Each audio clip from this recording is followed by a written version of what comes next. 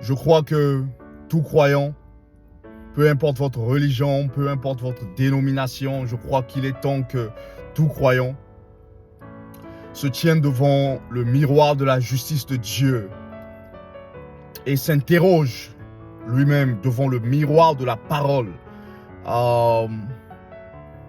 Se pose une question très urgente que lui seul devrait répondre. Personne d'autre, si ce n'est que lui seul.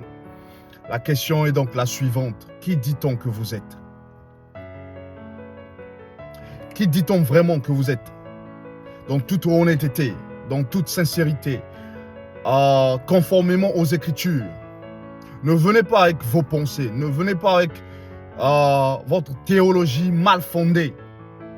Non, revenons un peu aux Écritures, à tout prix. Revenons aux Écritures, revenons à ce que dit le livre de la vie, revenons à la parole. Qui dit-on que vous êtes?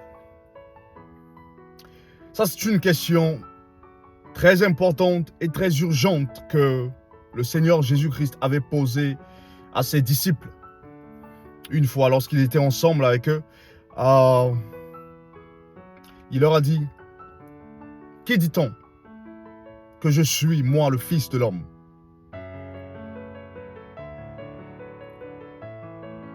Et c'est cette question que j'aimerais vous poser. Qui dit-on vraiment que vous êtes? Laissez-moi vous raconter une histoire. Il était une fois un fermier qui marchait le long du chemin. Sur sa route, il ramasse un œuf d'aigle. Il prend cet œuf, il va le déposer dans son poulailler chez lui à la maison. Plus tard, l'aiglon est sorti avec les poussins.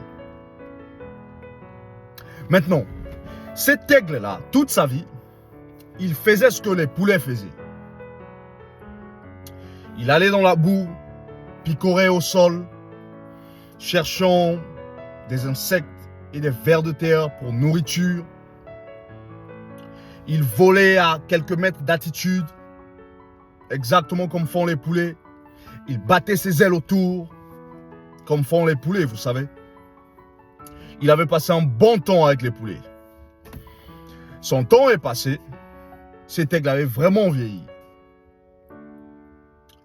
Et un jour, il voit quelque chose passer dans le ciel. Cette chose qui volait et glissait majestueusement dans les nuages. Waouh, qu'est-ce que c'est? Oh, ça c'est un aigle, a répondu un poulet. Lui, il est le roi des oiseaux, le maître des cieux. Mais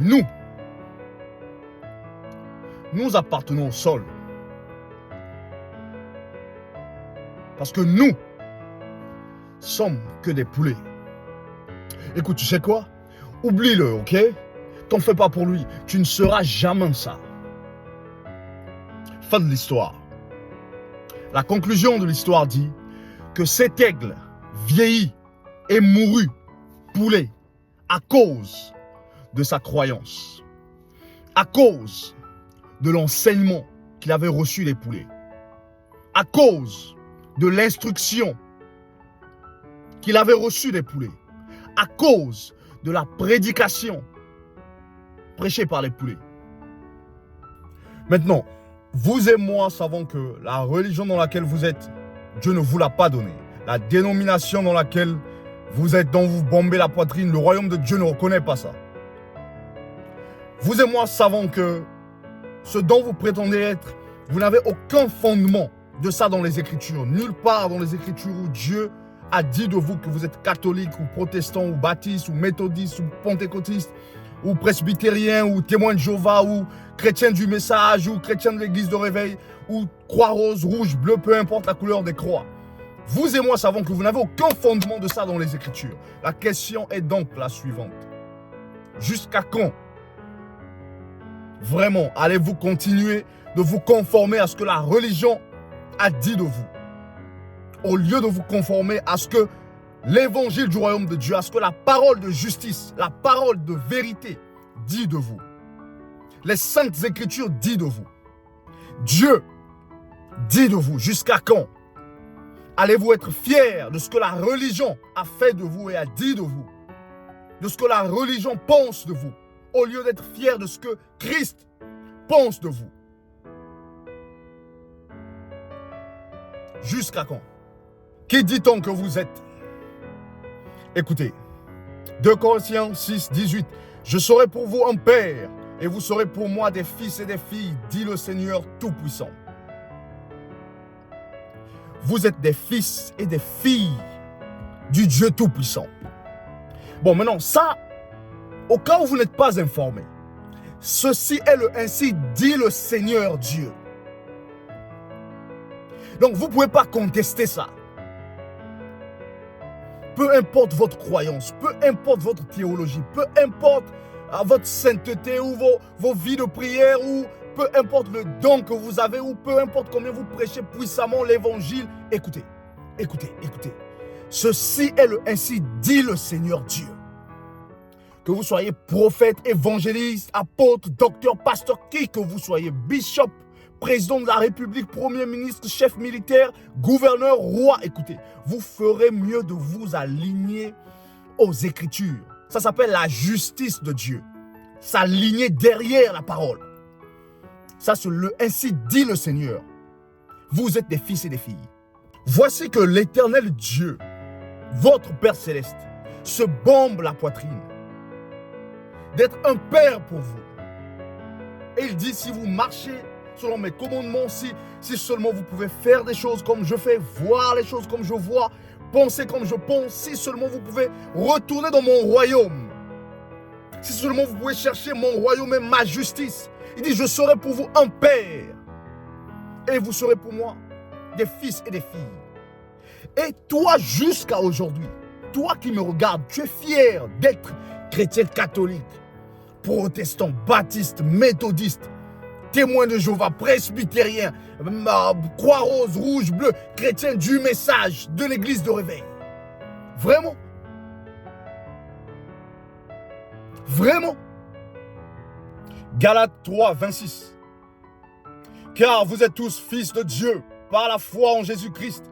Vous tous qui avez été baptisés en Christ, vous avez revêtu Christ. Vous êtes tous fils de Dieu. Vous êtes fils. Cher ami, vous êtes fils. Vous n'êtes pas ce dont vous prétendez être. Dieu ne reconnaît pas ça. Dieu n'a pas dit cela de vous.